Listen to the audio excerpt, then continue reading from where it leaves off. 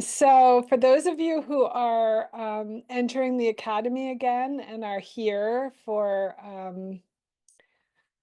the Critic Call, you all know what it has been like to be inside this module, right, for the Academy. I don't know if you've had time to listen to all the seminars on the Critic, but it's very important once you're in the Academy and sort of listening to those seminars that you also get a chance to speak live about what's happening for you. Because as soon as we start to turn towards the Critic and look at it, as Tara will confirm, the critic gets loud, right? Because it doesn't want, it'll be very tricky. It'll try all these tricks so that you won't, you won't look directly at it. You'll sort of be, oh, that's funny. I have this weird feeling I've never have had before, and it's making me not right, or whatever.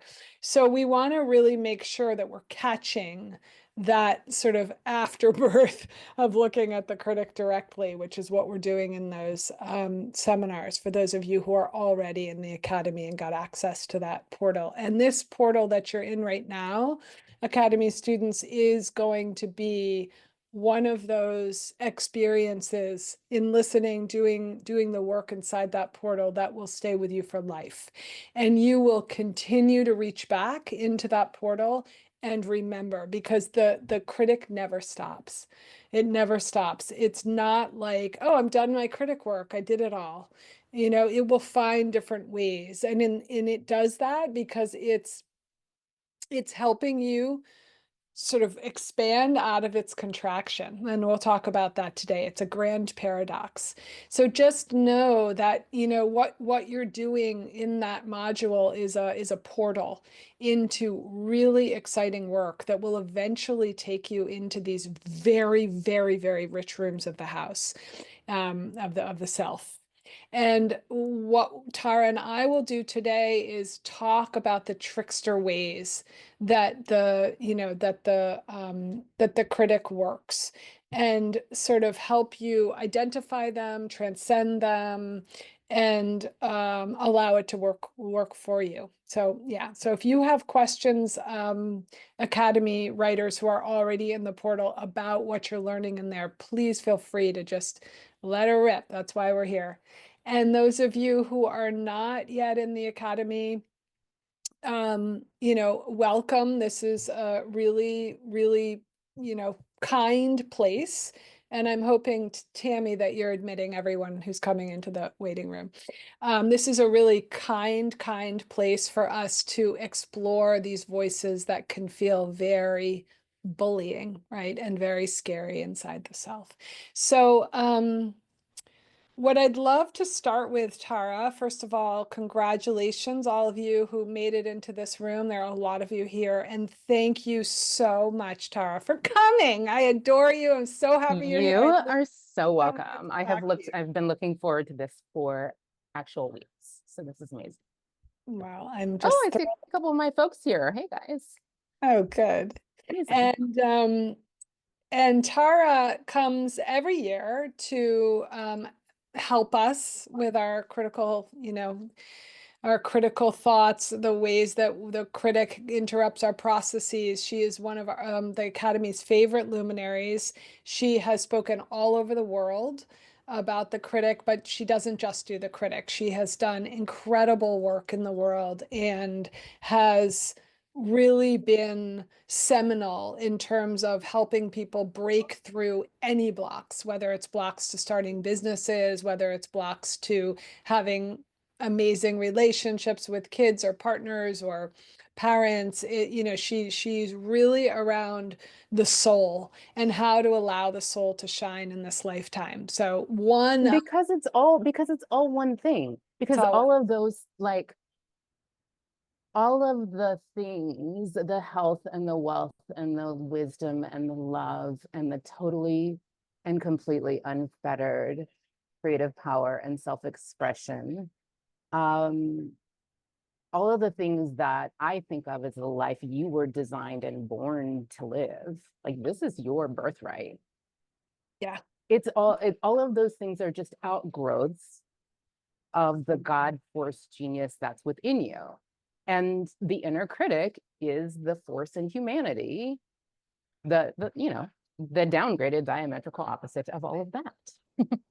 So it's funny because when you said that the inner critic never stops, I'm like, oh, that's not true, Suzanne. If you just stay in your fucking lane, in your little tiny comfort zone, and never try to expand into the life that you were born to live, your inner critic will leave you alone.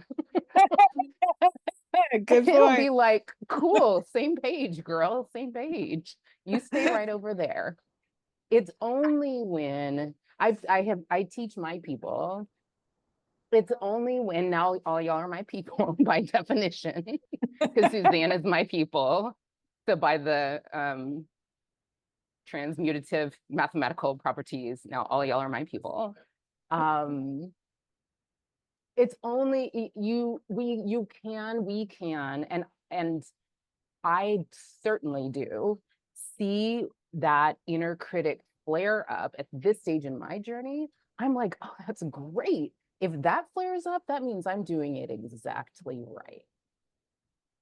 That means I'm, like I'm pushing the edges of where I've been, of my upper limits, where I've been able, the limitations in the past on how much of the glowing golden blob of God, force, life source, genius that is the center of who I am and who all of you are. Most of us are only accessing this like tiny fraction of that. And so it's only when you begin to challenge those upper limits and be like, I could write a book. Why not? I could have a business empire of my soul. I could have like the sexiest relationships. I can have like, I can move to Europe. I can, whatever, raise a baby goddess without her being like repressed by the culture. It's only when you try to do those things that your inner critic chimes in. And so you can retrain your thought habits, and you can learn to see that as a sign that you're doing it exactly right. So keep going, keep going, keep going, keep going. Yeah, and I want to identify and define the critic, Tara, before we even like get really deep, because you and I could get really deep. We can go out to the galaxies and we tend can to do that down in there. So yeah, so I want to make sure that we're identifying the critic, like defining it for people. How do you know when it shows up? So first of all, let's define it. How would you define it, Tara? I define the inner critic as the personified voice of fear. That's like my simplest. It's the personified voice of fear.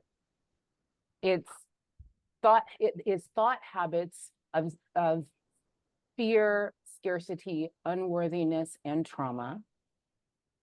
It is the background. It is the background shark music that plays.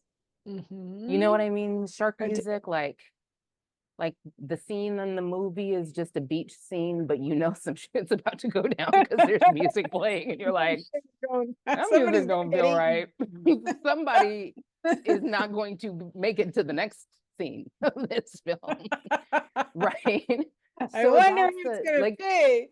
Yeah, the inner critic is the songs of that background music. While your inner genius is a once in a universe ever configuration of energies, your inner critic is wildly fucking unoriginal. All of our inner critics say the same played out shit. They're all saying fear, scarcity, you're not enough. Who do you think you are? Your life is already good. You're tempting fate to even try to want that, right? It's like your inner critic is always kind of trying to shrink down your real big self, big dreams and goals.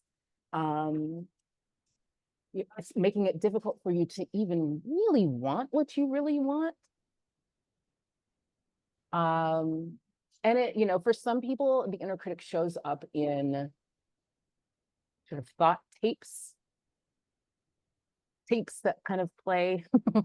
It can be self-critical thoughts, but it's not only self-critical thoughts. So that's one thing. The inner critic is a trickster, to your point earlier. The inner critic often masquerades as the voice of reason or logic, right? The inner critic kind of comes from or is very associated with a nervous system that's been in chronic defense mode maybe since like kindergarten. Most people I know who are like super successful, super smart, and grew up in these families like mine,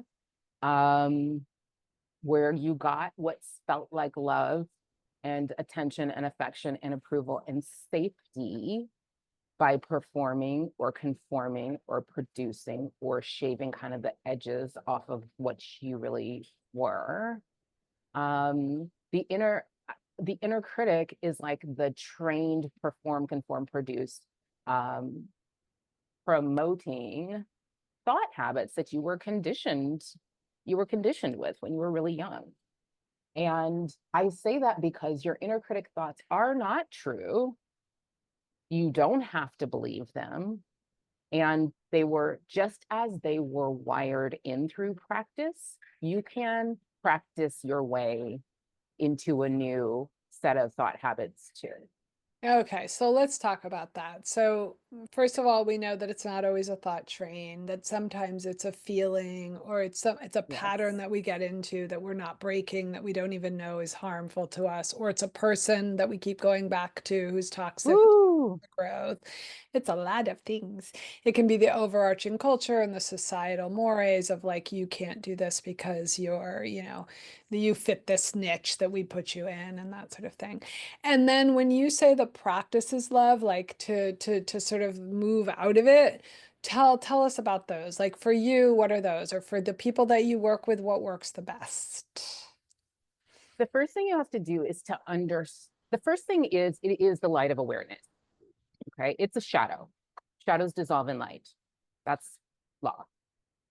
So the first thing you must do is to like kind of get a little bit of an understanding that the fear that is personified in the form of the critic is literally just a program. It's a program. It's predictable.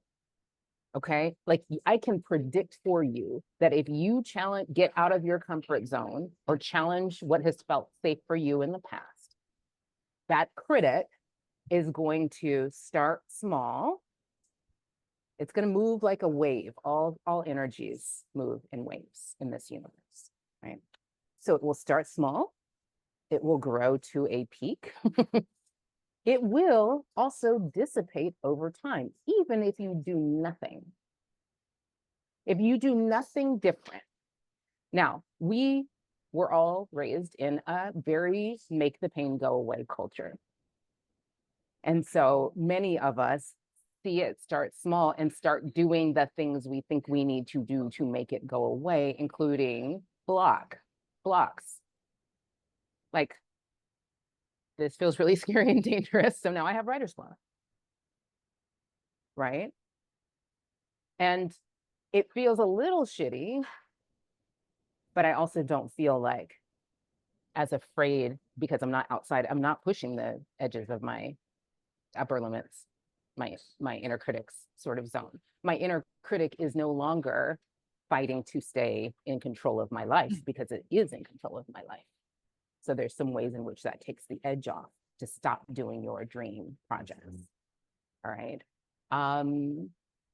So there is a way in which just the fact that I've now said to you, this energy moves in a wave, it will dissipate even if you don't back off.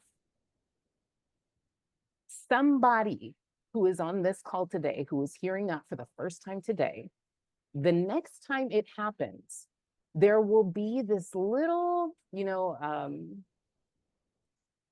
will be this little extra space between the stimulus and response of that fear, where you'll be like, I wonder if that's what she was talking about. I wonder if it's just that I'm actually, what if that like, this isn't logical for you? She just said it masquerades as logic. But that's not true. Just that begins to dissolve this. Maybe not the first time. Maybe the first time you still make the pain go away.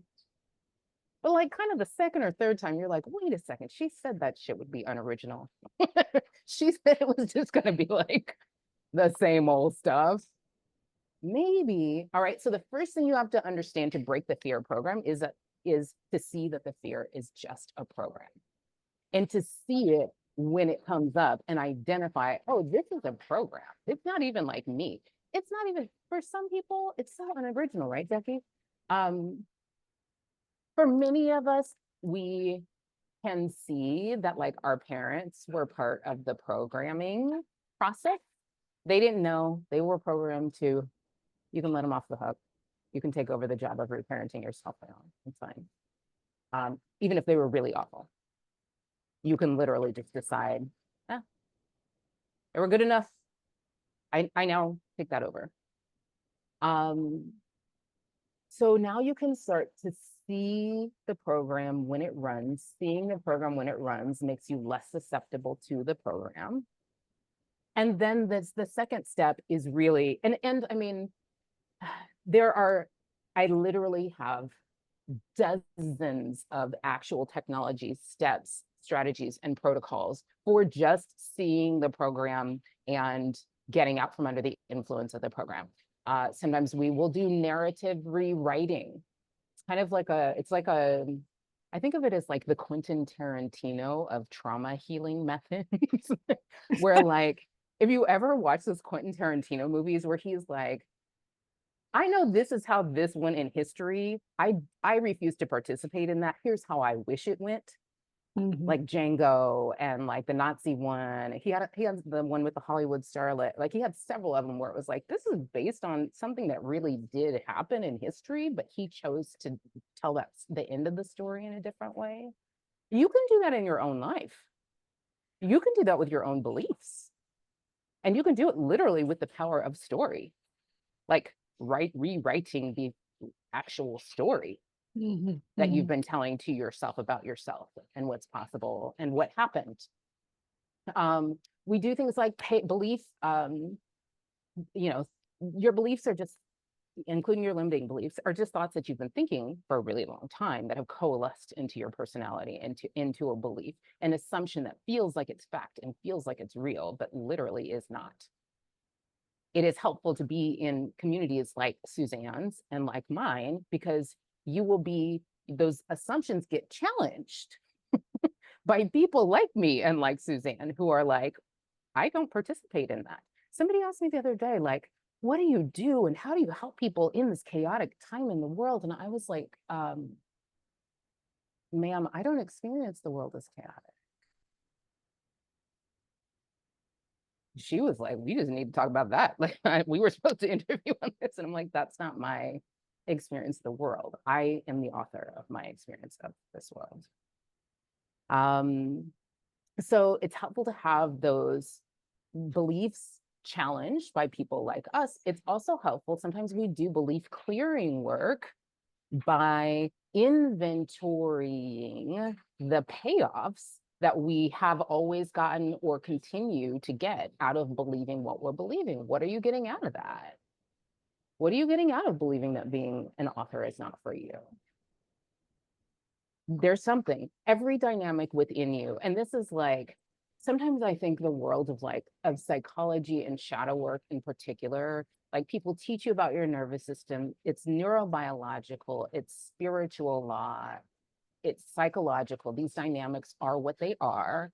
And there can be a way, especially if someone's still got a lot of active critic in their system, where they construe that to be like, now I'm at war with how I'm wired, right? Now I got to fight my brain.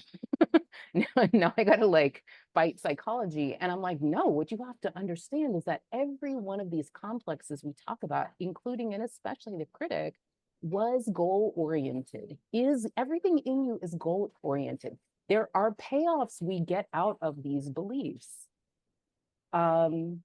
We get to avoid, sometimes by being small, we get to bond with other people and not feel like we'll end up being alone. because you may not know anyone who's ever had the kind of settled nervous system and real world success that is actually what your destiny is, but you ain't never met nobody who's doing that, and you don't really want to end up alone. So we continue to trauma bond with each other and play small in this anti-mastery culture in which we live, right? So it's really helpful actually to identify what you've been getting out of the beliefs that you find are limiting. We have protocols that are slightly more nervous system based, because when you're in that, like, I feel like I've been chased like a lion since kindergarten moment. There are times when you actually have to manage, you have to manage your nervous system sometimes before you can even get cognitive with it and do some of the rewiring. So we have protocols, like I call them surfing the UGG, knowing that this is a wave you can surf. We have some breath protocols, one called the sacred sigh. There's a breath protocol in neurobiology called the physiological sigh that I just like mixed up and mashed up and made it really sacred. So we use that. We use all kinds of things. And then with all of those tools, because I don't think you should yes, we can deeply recalibrate these energies within us. We can clear these beliefs. We can instill and install new thought habits. And that takes time. And I don't think we are supposed to wait to write the book until we're done with that. Like, we are supposed to take on these projects that are our sacred contract projects to do and allow them to energize and fuel some of the inner work that needs to be done, some of the inner landscape remodeling that wants to happen for you as a result of, and a sort of a byproduct, a really freaking beautiful byproduct of the project. I mean, I've gotten to a place where I think the book is a byproduct. Like, I'm like, totally. these books are cool, businesses are cool. You know what's really cool is like a settled nervous system and knowledge of who you really freaking are. Yeah. Yeah. Yeah, totally. I totally agree. Yeah, and I think that all of it is in order to find that, right, the soul place that you talk about so much, Tara. It's like, yeah, write a book and you'll find that you'll meet face to face with those things that want to be jettisoned or sloughed off that aren't true. And that leads you to this incredible place where you're taking risks in the work, and that's what the world is looking for. And then you get the publishing contract, and then, it sort of happens in that way because you're looking at this stuff. It's like people are, oh, I don't have time to do the critic exercise. Like we have a bunch of them in Gateless, and it's like you don't, if you really want to create the book, you don't have time not to, because it's part of creating the book, right? 100%. Well, and it's part of creating the right book. It's part of creating the constellation of like who you attract in to support your book process, who's the right agent for you, who's not, who's the right, you know what I mean? Like all of these things. Yeah. And really, I mean, look, to me, all of that's kind of just the first step. The second step, I'm going to call reparenting yourself. It's also AKA the rest of your life. It's the rest of your life and everything about how you live, the journey, taking the journey of the awakening soul in ways that reclaim your sovereignty so that you can live your whole life doing what Suzanne's talking about, which is like following your inner guidance, knowing for sure that that's the right thing, kind of regardless of the immediate outcomes. I find, do you see this? I find that many people in our world who are under the influence of the critic sort of live life right there, baby love, right there. Live sort of the compass for life and what decisions they make and what they do and don't do and how they do or don't do what they do or don't do is driven by like the primary objective of avoiding unwanted outcomes. Like that's how people chart their life. They make decisions based on what they can afford and what they don't want to have happen. I see it all the time. People will ask me about like book projects, branding, business empire building, and they'll be like, one of their first questions will be like, what are all the things that you wish you had done differently so I can avoid? I'm like, girl, what? Like, that is not a good way to decide. I I know wish I you hadn't think that. married him. I wish I I mean, hadn't right? married that guy. And even and like literally, I don't know if you know what's her last name? There's this big Sean Corn, Oh, the sure, yoga yes. teacher Sean Corn. 175 years ago, I would remember being like in San Ramon in a yoga class, where I'm like, it was a yoga teacher training class. And we were in this like day of practice, and I was in down I dog. feel scared right now. I'm feeling a little Yes, scared. Sean Corn came over. She came over and like did this. I didn't know Sean Corn. She came over and did this like adjustment on me in down dog, and she's just speaking to the room, or she thinks she's just speaking to the room. As she's adjusting me, she's like, "You need to thank your ex-husband." I'm like, "I need you to get out of my business, is what I need you to thank your ex-husband. He's the guru like that you needed in that season." And at the time, I was literally probably like 25 years old at that time. And I had 2 ex-husbands already. Of course you And did, girl. yeah, I've slowed my cadence way down. Um, but I remember being like, that's just some asinine yoga shit. Yeah. I'm not thanking these people. And now I'm kind of like a little more like, what's the Rilke, right? Wrote like, let everything happen to beauty and terror. Yeah. Just keep going. Nothing is fine. And And there's like, that defines the profundity of your incredible career from Sean Corn to Rilke. I mean, Now I you're in didn't Rilke even land, baby. wait, I didn't even mention a Jay-Z lyric yet. I didn't even throw any Jay-Z out yet. You did not. Yet. Yeah. Or Prince. My daughter, my 6-year-old, is a drummer. She's like a rock drummer. Seriously, she's 6 years old. Wow, good And for her. that's kind of amazing.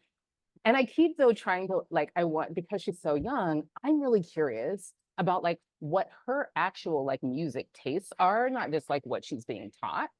Yeah. So I play all of this weird stuff, like this wild mix of music for her to see what like gets her activated. Mhm. Right now it's Nirvana, literally. Like all she's interested in is like, she's like not in, there's so many things that I was like, she's gonna love this. Nothing. I play Nirvana. She's like, Dave Grohl. Like, like, I don't listen to Nirvana. I play Ever. old Prince. Old, like, let's go crazy Purple Rain Prince. She's like, that. That's Wow. my music. She can't handle when they kiss on screen like that. She's just like, why are they Yeah. doing that? Good But for she her. loves Prince. But the thing about her is like, she's been raised by me. So she organically, as she's like learning songs, rewrites the lyrics to the upgraded diametrical opposite. So when he says, we're all gonna die, she sings, we're all gonna fly. I didn't tell her to do that. She just did it. And that's how we moved through the world. That's how we pass this on to the next generation, honestly. I That is, mean, they're kind of like, they're gonna be great. They're they're gonna be gonna be fine. most of them. I think if you just have a kid every 10 years, that's kind of my model. Yeah. Because as y'all know, I have a 32-year-old too and a 6-year-old. Um, yeah, if you just have a kid every 10 years, you are blessed with the total knowing. I think that's why I don't freak out about the politics stuff. I'm like, y'all have no idea. You haven't met These the young days. ones Yeah. the way that I have met the young ones. They will not participate in so much of the tomfoolery. It just Yeah. will be, they will literally dismantle this shit. Yeah, and I want to talk about, I want to go back to the thank your ex-husband, the forgiveness, the sort of tropes around compassion and like sit on your Yeah. cushion and love yourself and then love your neighbor. It's like those, Yes. and I'm saying it like that only because I think it has done profound damage to Harm. creatives. It's like, Yeah. no, you know how powerful rage is on the page? Mhm. Don't let go of that yet. You know what I In mean? your Don't life, think him not just yet. on Don't the forgive him. page. Like, go for it. Get the horse going and ride it, baby. Ride That's that right. rage. So I think Not it's just like, on the page. yeah, not Not just just on on the the page, page. If it's in the if it's world, helpful on the page, it's because it's helpful in you. Because everywhere. it's all helpful in you. That's why I say like the desire to avoid unwanted Yeah. is like, yo, like literally, I think Audre Lorde wrote so beautifully about how our unwanted emotion, well, actually I know three three writers off the top of my head who write so powerfully about how our unwanted emotions, my teacher Dave Rico says, are here, they are inbuilt to have a career within us. They Whoa. exist for he's like, they got a career, they have a job they came here to do.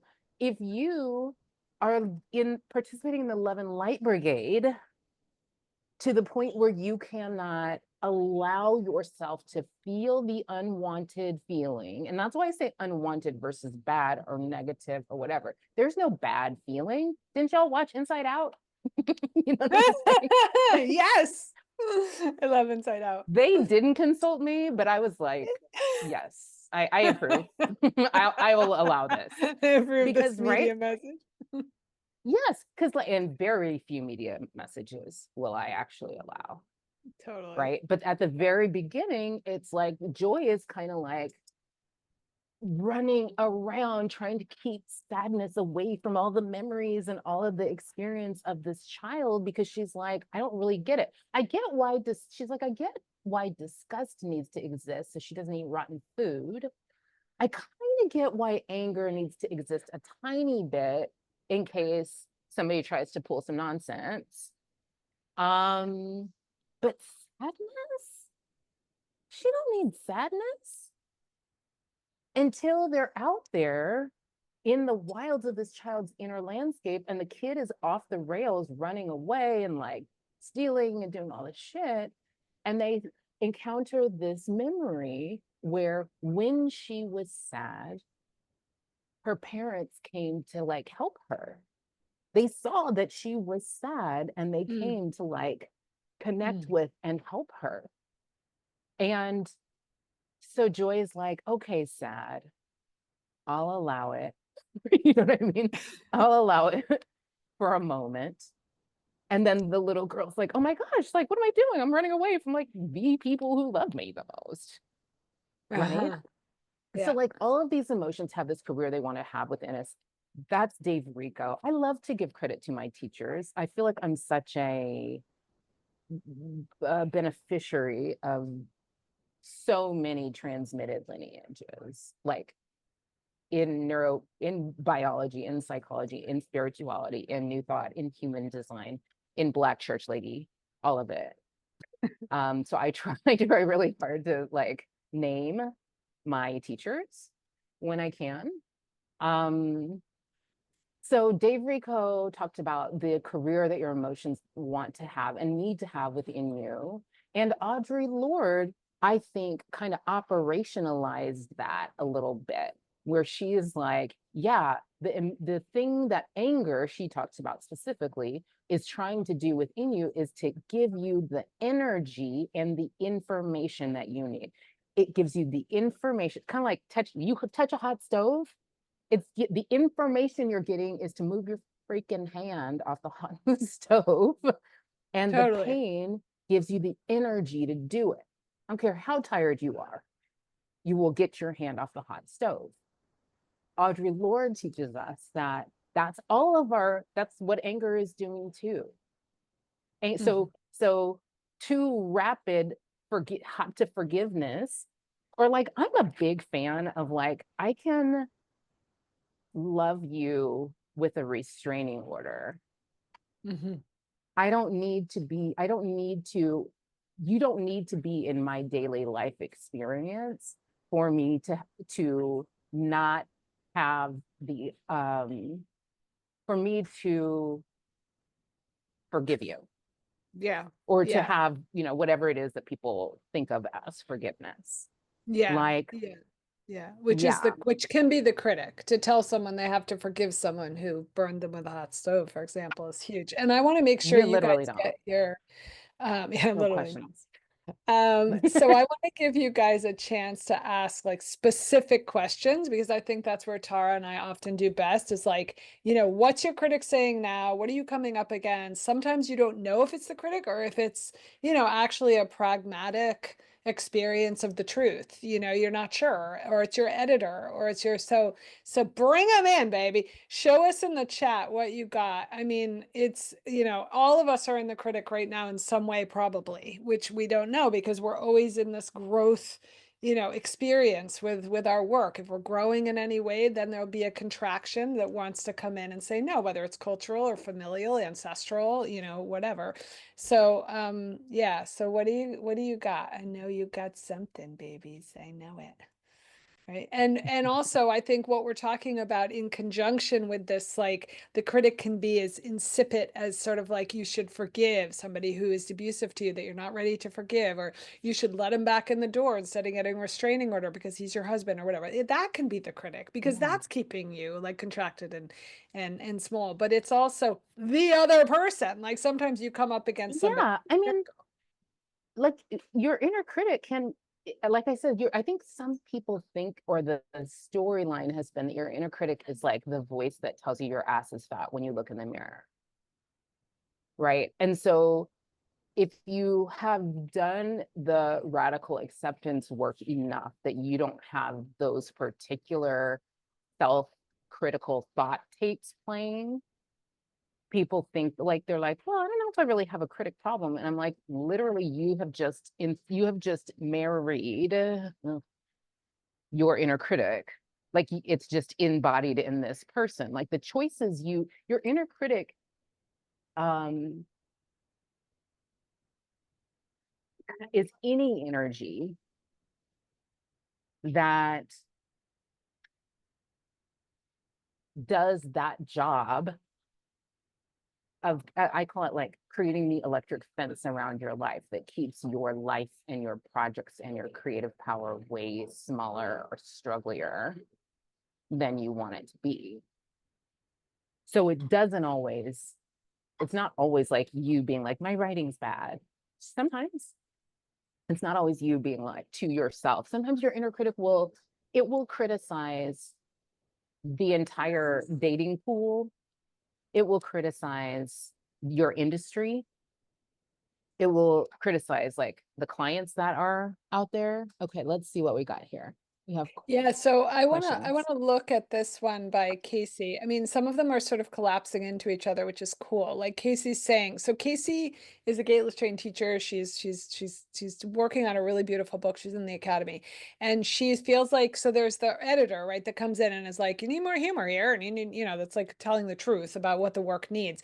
And then she's also feeling the Mm. critic sort of piggybacking on that editor, and it's like they've merged. She can't see the difference Yeah. between like this is the revision tool and this is the critic, and she's frozen. Okay. I think actually several of these questions would benefit from, like, can we do like a tiny little practice? Yes, I love it. We do a tiny practice. Yes, let's I need to internet. It does. Give me 1 second. Is Sorry. that the I little one? have my own 6-year-old. Yes, right there, baby. It does. Yeah, it's interesting, Katie, that you're trying to go from Right there. professional editor to creative, because like the professional editor wants to like get in there and keep you safe, right? It wants you to, so she's saying like, okay, I was an editor, now I want to go into the creative, right? And she's constantly encountering stuckness. And this has to do with brain science, and Gateless is all about brain science. So essentially, what's happening is that the part of the brain that has been editing for so long is on repeat, right? It's programmed to do this work for you so that you can put food on the table. And then suddenly you're like, hey, I kind of want to do this. I want to create. And that side of the brain gets over anxious, right? It's like, well, wait a second. Do we have a plan? Do we have an outline? How are you going to do this? How are you going to make money? How long is this going to take, right? And what we want to do in order to get into the creative side instead of the editing side is to move into these embodiment practices. So the body itself contains the toolbox for you to move out of this overactive editor sort of critic brain. Don't do that. And you can write all the things down that it's saying, and you can kind of shine the light as Tara is saying, but really to drop down is probably one of the easiest practices, the simplest and the fastest. Like, drop down before you write, rather than having this whole experience of the mind wanting to control it. And then also know that this is an affair you're having, right? You're having a love affair. You know that you can go to the editing, you know you're good at it. I'm sure you're freaking great at it. But this is an affair. And when you go into the affair, you don't want to know what happens. You want to feel it, baby. You want to go onto the page and see what pops up, and know that as you follow that heart, the body, the somatic experience, whatever's rising, that it will lead you, because the creative has its own intelligence. So it's going to lead you into doors that you're like, whoa, where am I? And don't let that editor come. I don't know where I am. Oh my God, I'm lost. No, you're in a love affair, honey. You have no idea where the story is going to lead you. So really, it's a different part of the brain that you're using. It's a great question. Okay, so Tar, what do you think of Casey? So her critic is merging with her editor. Yes. So I was also going to be I was going to talk about like the neurobiology of this, and how, like I said, the fear is just a program. You can learn to see it coming, recognize with your like higher cognitive brain that it's a program and it will dissipate. And also recognize that you may need to actually, when it feels like paralysis, when it feels like I used to say, it feels like a car is parked on my chest. Like when it feels bodily and like immovable, you actually need to address that in your body. All right. You actually need to address that in your body. You won't even be able to get to the cognitive deep work until you do that. So I invite you to begin investing in learning the tools of regulating your nervous system first, when you see that wave coming, taking that sacred pause to get your physical nervous system out of defense mode first. It's not a thing it's not an extra nice to have thing. You literally will not be able to create what you came here to create, manifest what you came here to manifest, until you lay that foundation of recalibration. If you keep trying to do it that way, the shit will keep hitting the fan. Okay, so here's what can I do a little practice? I call this one the sacred sigh. I call this the sacred sigh. Okay. All right.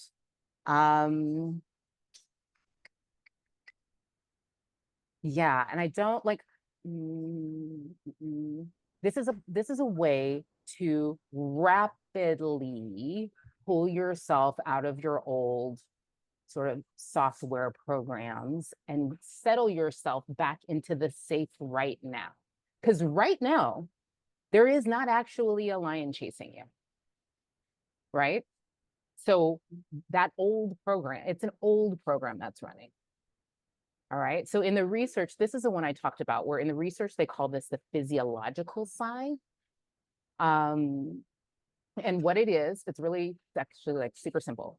It's a double inhale through the nose. If you can do it through your nose, it's ideal. If you have to do it through your mouth because your nose is stuffed up or whatever, that's fine. But it's ideal to do it through your nose. And then you take a long exhale out of your mouth. So it sounds kind of like this.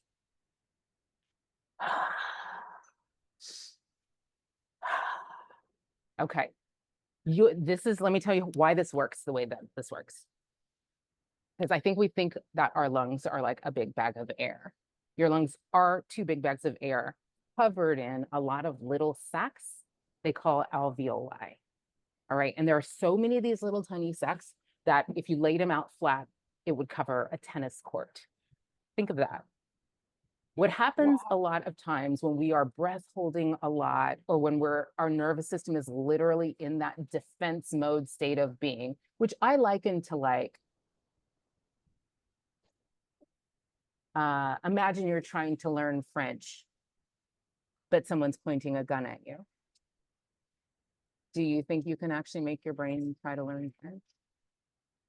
You're focused on the gun. Your whole visual field, your stress hormones have hijacked your higher brain. All you can focus on is that. That's what it's like if you're trying to write a book and your nervous system is still in defense mode. It's like trying to learn French while you're staring at the barrel of a gun. All right. So when we are breath holding a lot and we have stress hormone a lot, those alveoli, those little sacs, actually collapse. So we don't have access to like the fullness of oxygen that we need. So the sacred sigh is us taking a 100% inhale that fills up your lungs, and then trying to take an extra 10% inhale that fills up those alveoli that have collapsed. And then we exhale long and empty it all out, and it gets rid of all the carbon dioxide. And the research says that if you do this for 3 minutes, it reduces the stress hormone cortisol by like a lot. It resets your nervous system. It creates a state of calm. It opens your inner, I say, opens your inner pipeline wide to receive all the downloads and inspired ideas that are already trying to come through you into you. You ain't got to cook them. They're already there. All right. It's already done.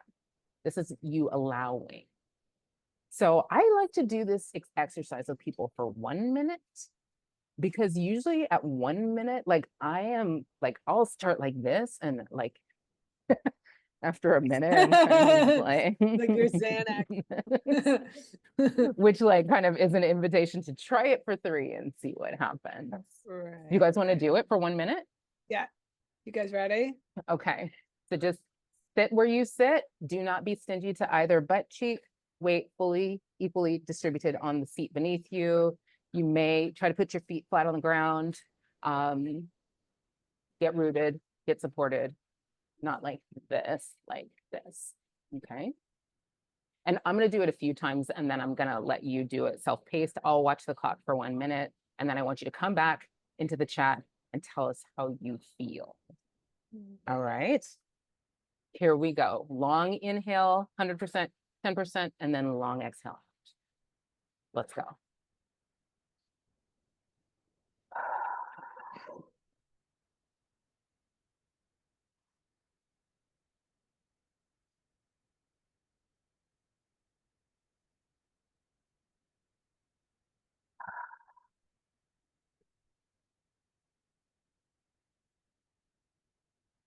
Keep going at your own pace. Close your eyes if you want to, and not if you don't.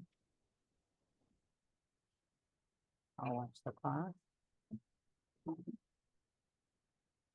And you need to see mouths open, exhaling out of the mouth. Long exhale out of the mouth.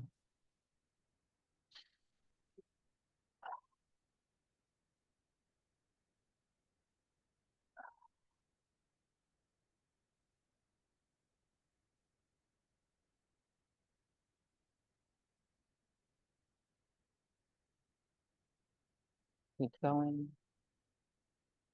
20 more seconds.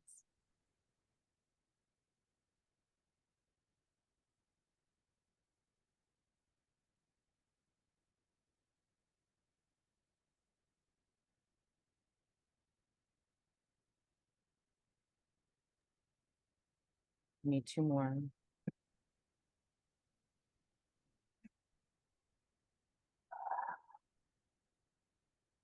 And that'll be our last one.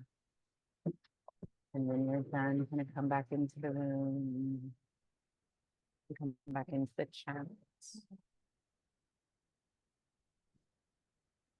And tell me how you feel, or give me an emoji that tells me how you feel. There's a piece where like this thing of like my editor and critic have merged, which is super common. I actually think sometimes our inner editor is like a persona of our inner censor, which is literally just like a costume, a Halloween costume of our inner critic. You know what I mean? It's very easy for those energies to merge. And I think that's why it's so important to like have shitty rough draft energy, have, you know, your writing process and your editing process be separate processes so you can get out what needs to get out. It's also really helpful to have these like um, physical things you can do, including breath work like this, including take a freaking break, get out of your head a little bit about trying to convince your inner editor to not be, you know what I mean? Take a break, take a nap, take a walk.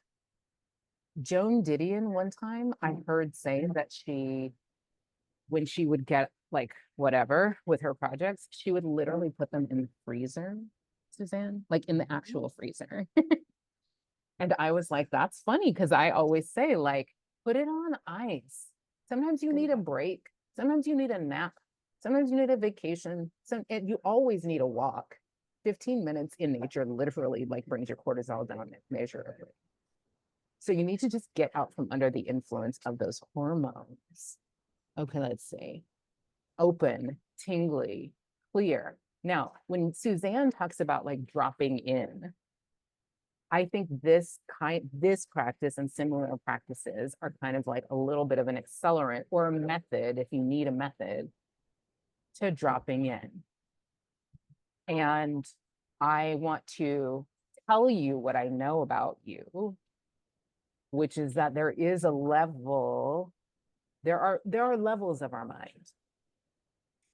And there is a level, there is a at the deepest level of your mind, the brilliant book is there, the edit is there, the perfect place, perfect time moments, the thing, every resource you need is there.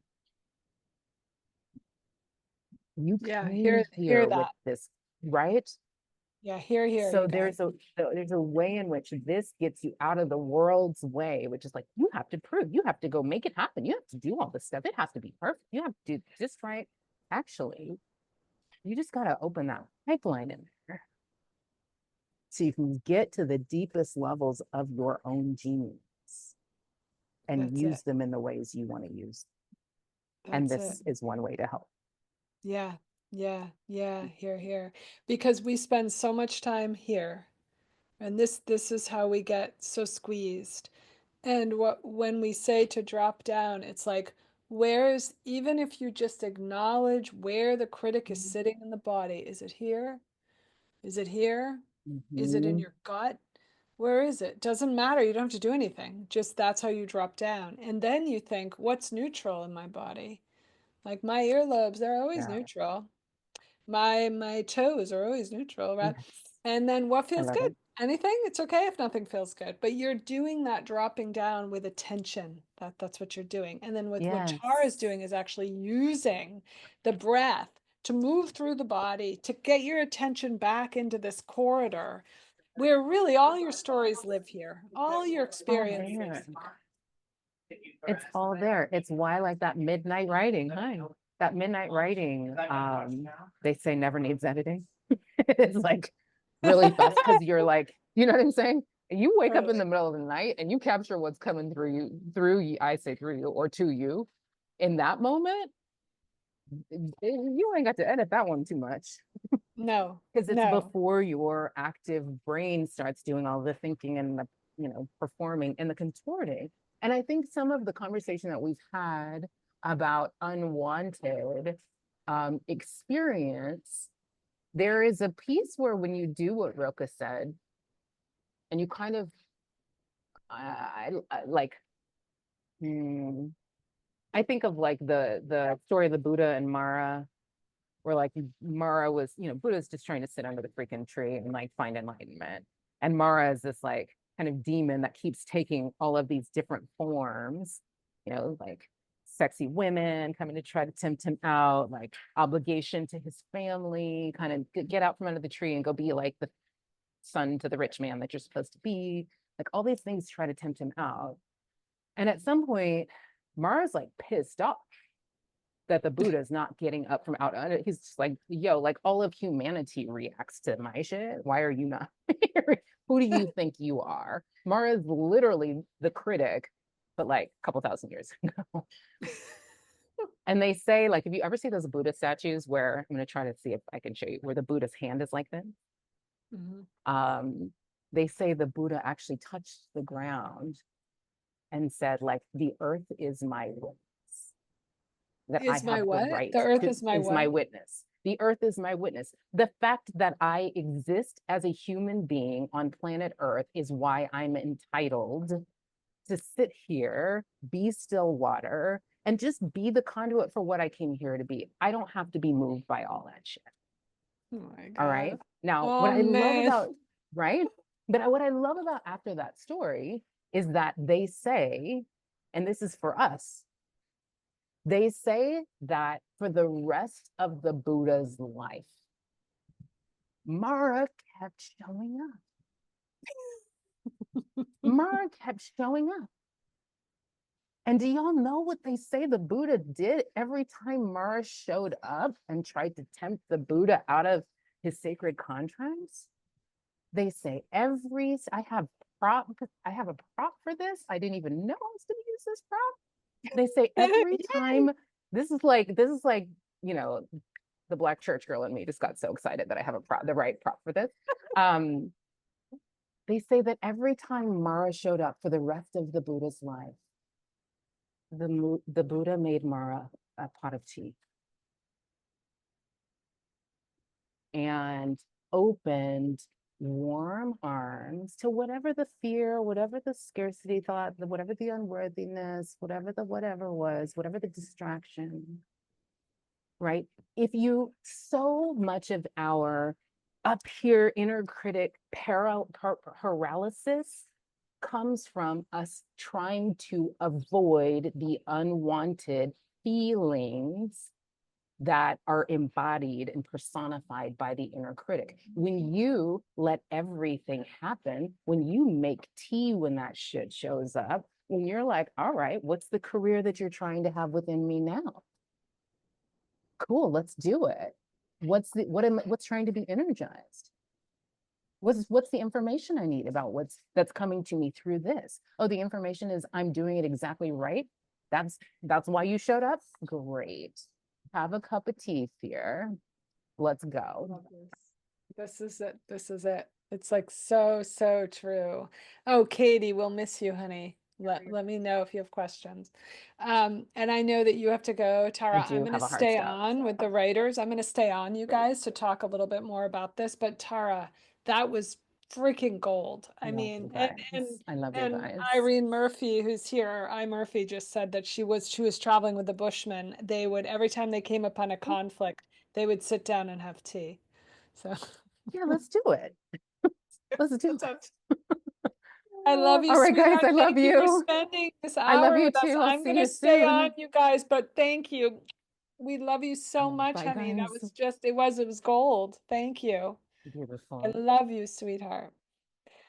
Okay, you guys, if you have any questions that you want to stay on and ask, I'm here for another, 15 minutes or so. I know some of you have written in and said that you're in the critic right now, and I'm telling you, we got a lot of tools for you, and you might as well not leave here with, a sense that you're stuck, or, we can talk it out. You can unmute and we can sort of, yeah. So tell me what you got. Let's see who I have here. Yeah, thanks, Vicky. Definitely. Vicky's saying don't schedule these on top of studio sessions. Yeah, you're right. I know Tara was traveling and had a very constricted schedule, and I wanted to make sure I got her on this year. Rachel, so happy to have you here.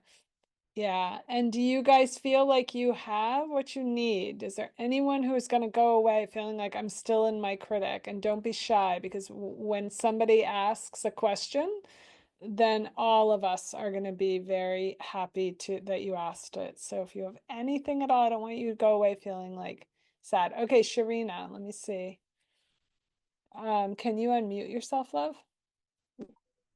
Or was So my question I put is that my inner critic often tells me like I don't know what I want, so I don't know where to start. Uh-huh. Okay, good. That's a really nice to see you. Hi. Um so yeah, so that's a really familiar one. So you're a writer, Sharina? Yeah. Yes. So the reason that it's so good to talk to writers about the inner critic is that you have the best tool available to you as a writer, which is writing. So what you want to do when you're a writer and the inner critic comes calling and it's so specific, you've identified what it's saying. And that's like, I'm telling you, 98% of the battle is to realize you're in the critic. Like, I know what the critic is doing. This is what it's using its trickster mentality for. And then you take out a page and you write, I don't know what I want. Or you, Sharina, don't know what you want. And you start speaking from that voice so you can hear everything that the critic has to say. Why? Because as soon as it's out on the page, you can start to have agency over it. Ask it questions. What do you mean I don't know? It's okay if I don't know, but maybe I could do this. No, you can't do that because you don't even know where that's going to lead. Why would you spend all your time doing that? You have no idea what you want.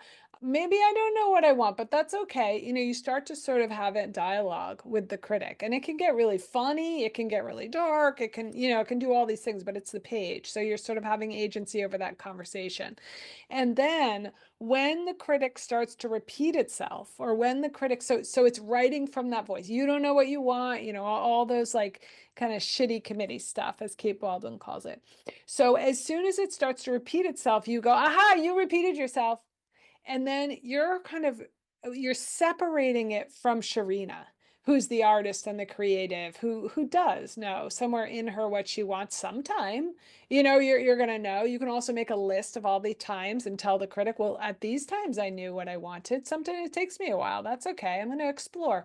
So you're having this conversation on the page with the critic and see what happens, Sharina, when you do that and sort of what reveals itself. But because often the critic is a guard at the door. That's what the critic is. And what's the door? What does the door lead to that it's guarding?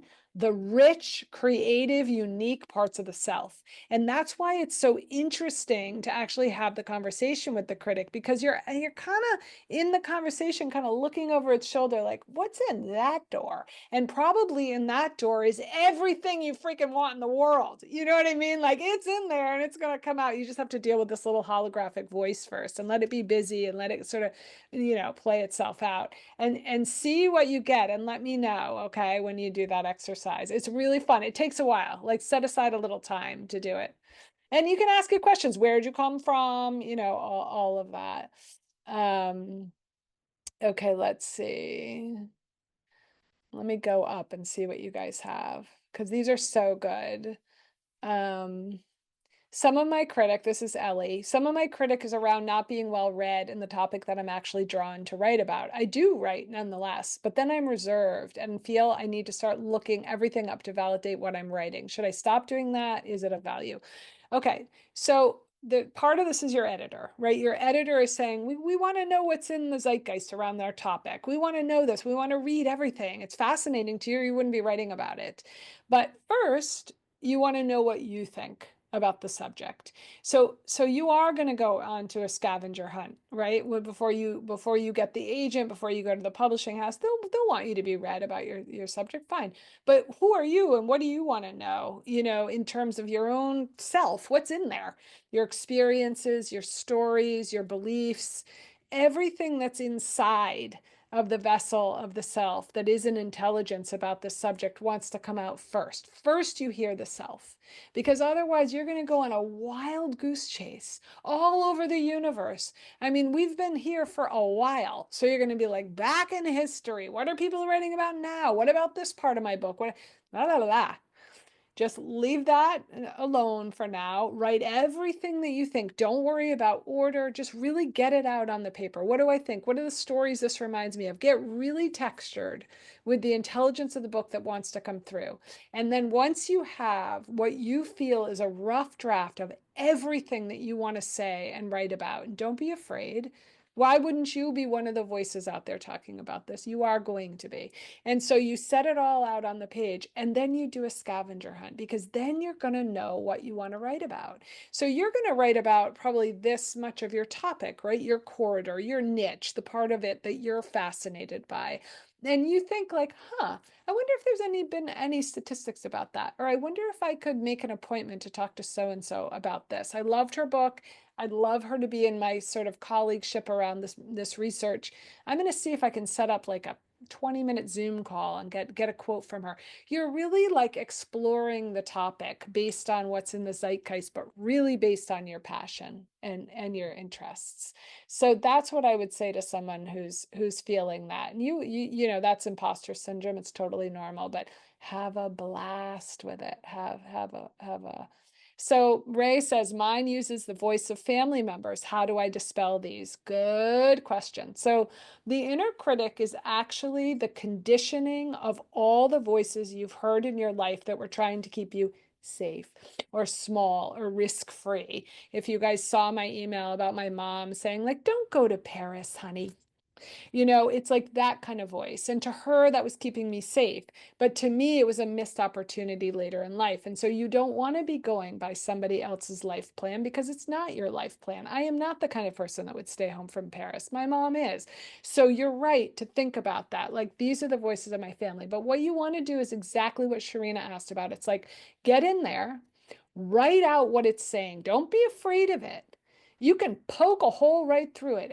You weren't born with this. It's not actually a person. It's just these holographic, noisy, busy things that are like thinking that they're going to keep you safe. And you're like, I'm kind of done with you. I'm bored. You're repetitive. I don't want it anymore. But you got to get it out first. You got to understand what it's saying. And then you ask it those questions. Are you my brother? You know what I mean? Are you my mom? Wait, who actually first said this? And you might go back generations and realize like, oh, that was my great grandmother Ellen. You know what I mean? You're really asking questions. You're looking at it, because that is paradoxically, the more attention you give it on the page, the more focus, and you keep it out there. So it's talking to you. It's a voice that's not all yours. That's when Casey said, I'm merging with the critic. It's like, you don't have to merge with the critic. You sit down and you say all those vitriolic things it's saying to you on the page. You let it speak, and then you poke holes in it every so often. Wait a second. You just said I don't finish things, but I finished graduate school. I finished college. I finished my marriage. You know, you kind of talk back to it as much as you can, so that you begin to see through its holographic nature. And pretty soon it will dispel. It may dispel with a bam. You may figure something out that's so big that it's scary. Like, oh my God, I always thought that person was my ally. But this is their voice. Now what the hell am I going to do? You're going to live a new life. You're going to make a life. You're going to go into a new landscape that is all your own. That is what this work does. It is exciting when the critic comes up. You know what the critic is saying? This is too big. It's too scary. You're going to change. Good. I want to change. So you got to get it out there. You really got to let it speak and let it speak and and you're going to speak back to it, so that you can see its conventionality and you can see how it's keeping you from who you really are, your unique nature, your really incredible talent. Yeah, so Kate is using the critic exercise. Yeah, it's amazing, that first. Mariska, where are you, baby? Let me find you. Can you unmute yourself? Are you still here? Hi, Hi, babe. How are you? I'm good. I don't know that I really have a question, but I just have yesterday I was listening to a Terry Trespicio talk recorded thing on in the studio. And she said this thing that is what I've been thinking and has been going on for me, which is absolutely the critic. But she said, with it, sometimes we're afraid to get messy on the page. And as you know, I'm a visual artist as well. And that it doesn't come out the way you see it in your head, or the way the words were spilling down from the muse in the middle of the night. And then you get up and you're like, that's shit, but it was so good the way I heard it or saw it. And so I just lately have been really struggling with that. And then I'll write something and I'll love it when I'm done. And then I'll go back 2 days later and read it and go, that is shit. What was I thinking? So I'm in this feedback loop of, I'm afraid to do it because it will never be as beautiful as I imagined it or saw it.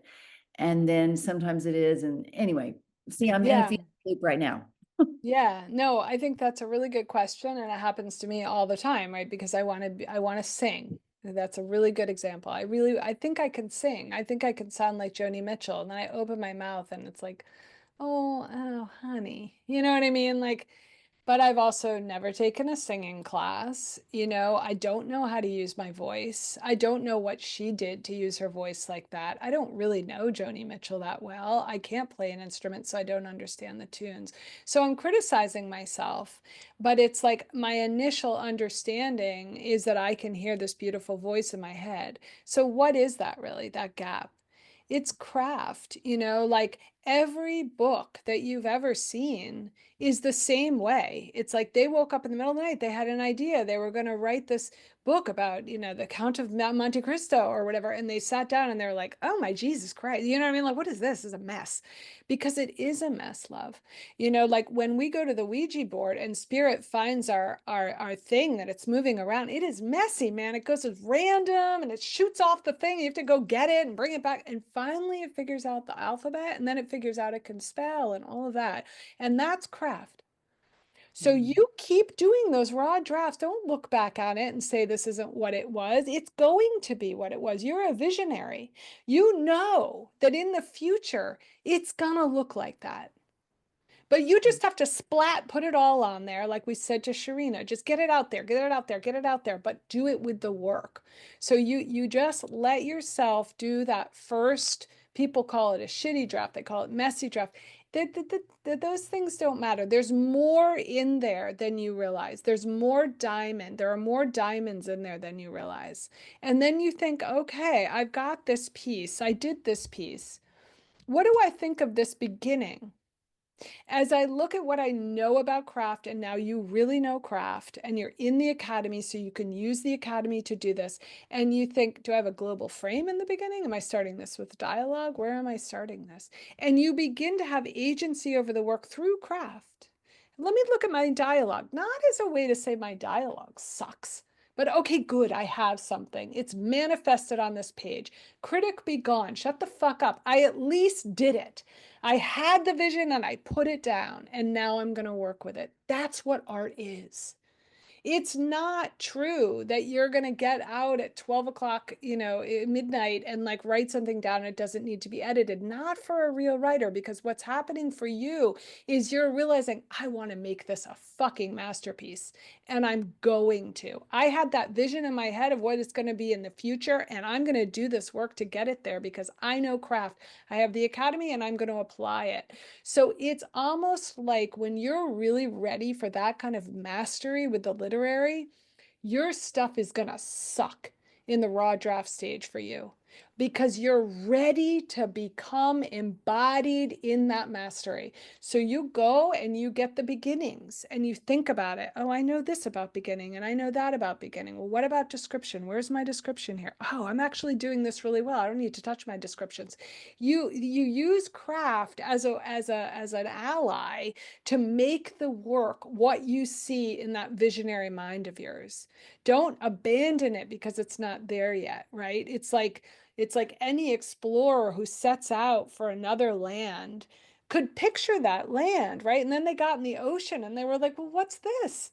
I don't see those mountains and you know what I mean? It's like, we haven't gone far enough yet. You know what I mean? You got to do all that fun work. Craft is so fun. Revision's so fun. It's so fun to adapt it. It's so fun to realize, like, God damn, I did dialogue. Awesome. You know what I mean? Or I'm going to break that rule because I love what I did here, but I'm going to use some of the craft there. So I think what's happening is your visionary's getting engaged. It's ready. It's ready to walk into a bigger landscape with your artwork. And then you're putting it all down as you should. And then you're getting stuck there because it looks like the ocean and not the land where you're going. Well, hell, you have it all now. And you're in the academy again. So you get to use all of that again. And alumni, whenever you want more of that, you know, what you need, you just ask us, because that's why you're there. You've already been through it. And now you can really use it. It's a completely different experience to spiral back around to craft the second time around. Does that help? A lot. Thank Yeah. you. Yeah. Love It's you. mastery. Love you too, sweetheart. Mariska's a new Gateless trained teacher. She is awesome, and she just hosted the Joshua Tree teacher training. We had the best time. It was awesome. I miss you guys.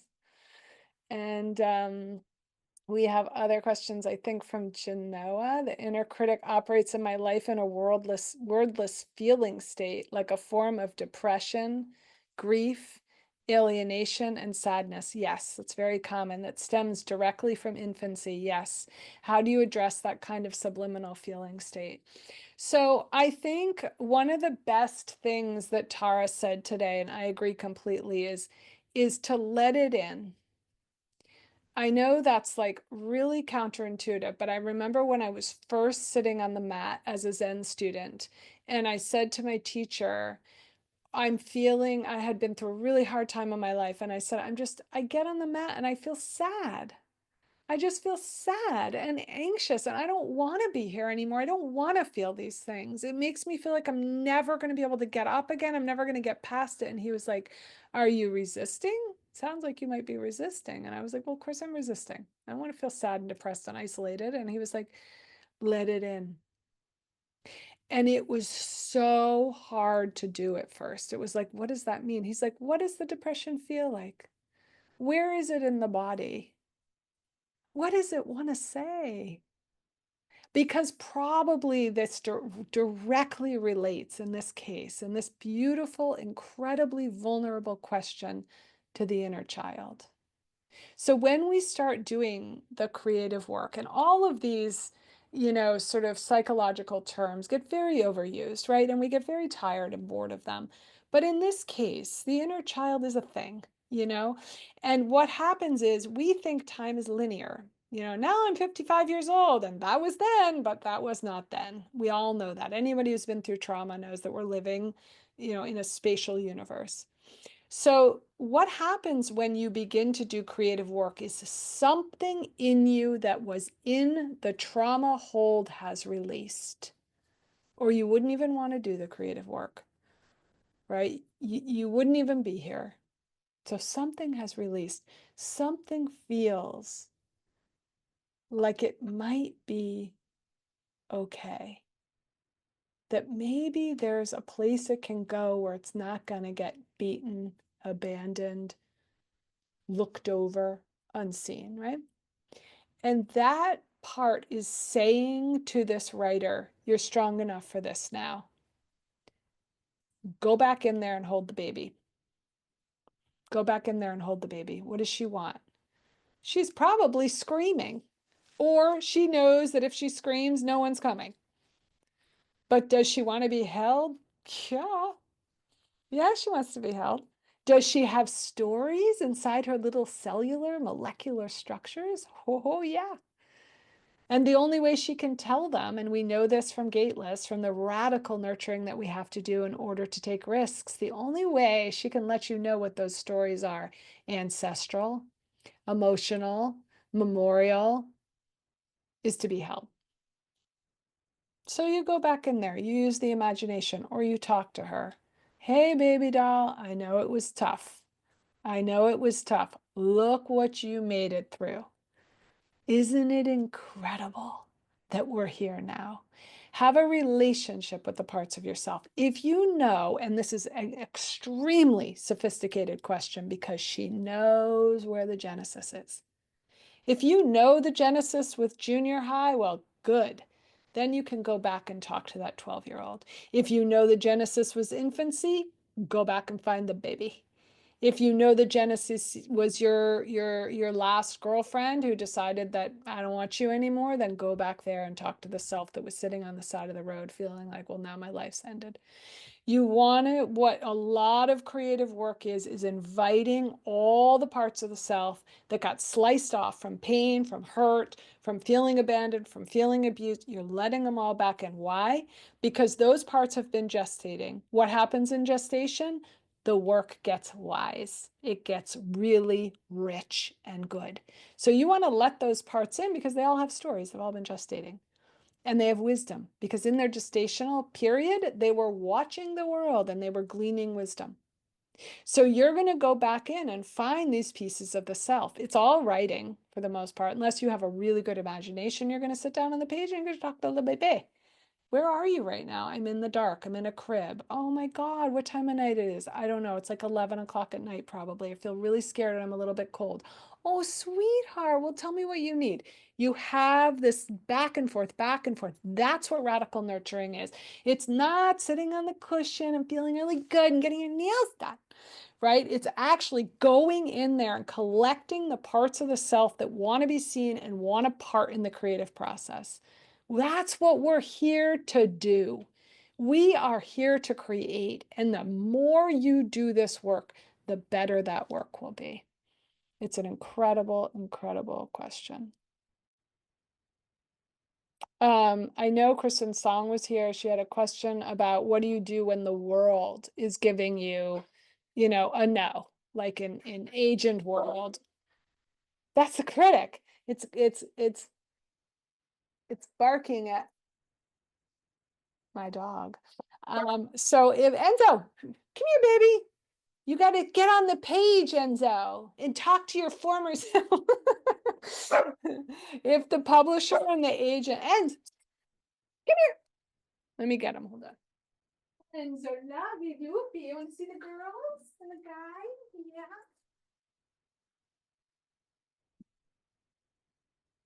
So if the agent and the publisher is saying no, you still have to go on and do this work because the only reason you feel deflated by the fact that they're saying no is because it's touching something inside the self.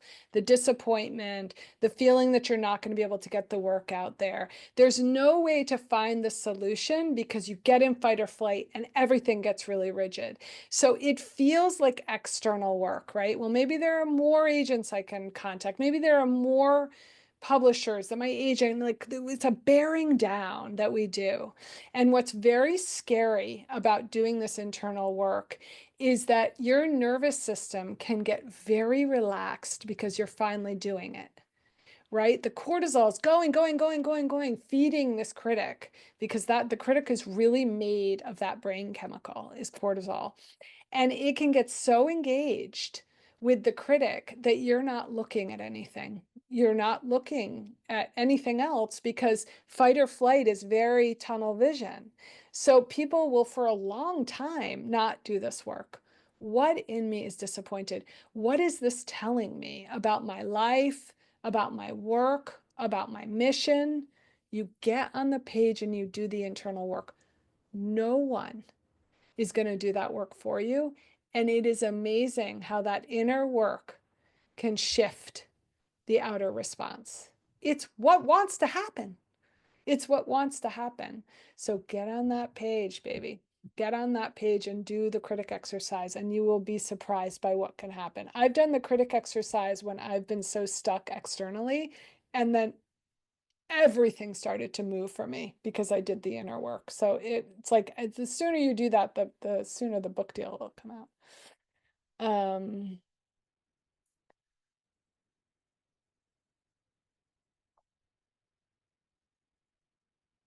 Yes, I'm so happy to have you in the Academy, Dipna. Thank you for being here. Yes, there will be a replay.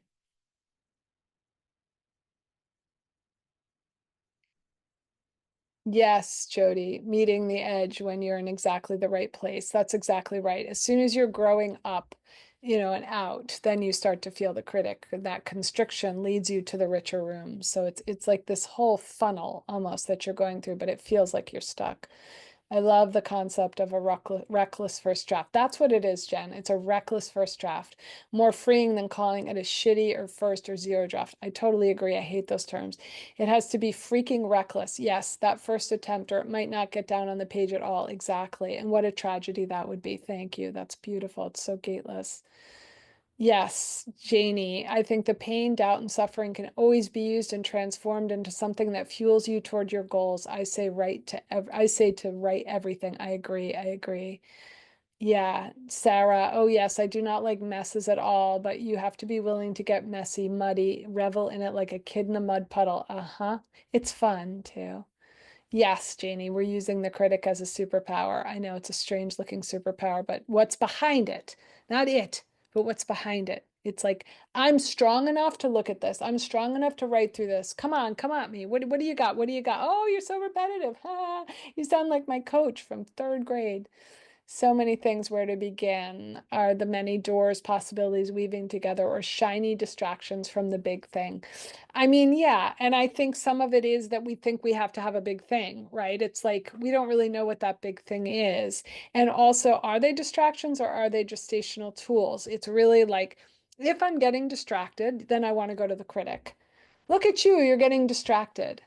Well, I don't know. That kind of helps me write to watch episodic TV, because then I can see scene. No, you're doing that because you're lazy. Am I lazy? That's funny. I work really hard all day and I'm a single mom. Yeah, but you're still kind of lazy because you haven't done X, Y, and Z. When would I have had time to do X, Y, and Z? You know, and you kind of talk to it and you talk to it and you talk to it. You defend yourself. You advocate for yourself until finally you realize you have 1 hour on Tuesday. You can still watch TV, but you do have that 1 hour after dinner ends and before that show begins. I'm going to do it in that hour. And then you realize, oh my God, an hour a week I did for 300 and, for 365 hours basically. And I finished 3 books. You know what I mean? Like, it's incredible what you can get done once you talk to the critic. These are such good questions. I don't know if I answered them all because I have such trouble going through all the chats, but you can always write to me if you're here and you are not in the academy yet. You're waiting for your application to be approved or whatever. Just send me something at gatelessacademy@gmail or gatelessprograms@gmail. Okay, it's so beautiful to talk to you, and it's so important that you're bringing all of this up and that you're willing to look at it. It's just really half, like 90% of the battle, as I've said. Okay, my love. Have a beautiful, beautiful day.